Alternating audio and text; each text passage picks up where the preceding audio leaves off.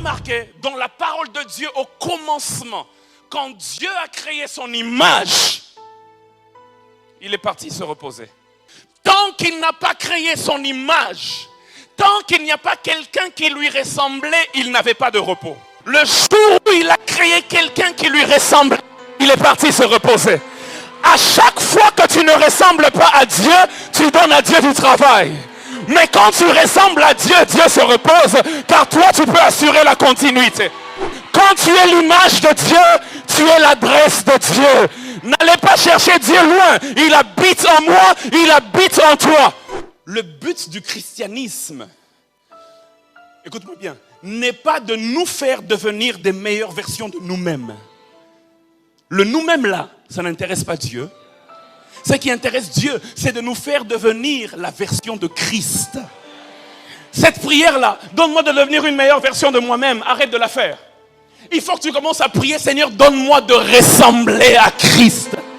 C'est cela la version que Dieu agrée, c'est ça. 2 Corinthiens chapitre 3, verset 18, la Bible déclare, nous tous qui, le visage découvert, contemplons comme dans un miroir la gloire du Seigneur, nous sommes transformés en la même, de gloire en gloire, comme par le Seigneur, c'est-à-dire l'Esprit. En d'autres termes, s'il y a un défaut de transformation dans ta vie, le problème, c'est qu'il y a un défaut de contemplation. Si tu te transformes en quelqu'un de mauvais, c'est que tu contemples le mauvais exemple. Il dit, nous tous qui, le visage découvert, nous contemplons la gloire du Seigneur, nous sommes transformés. La transformation dépend de la contemplation. Si tu es une chrétienne et un chrétien, mais que tu ressembles beaucoup plus à quelqu'un d'autre qu'à Christ, c'est que tu contemples beaucoup moins Christ, mais que tu contemples beaucoup plus le quelqu'un d'autre à qui tu ressembles.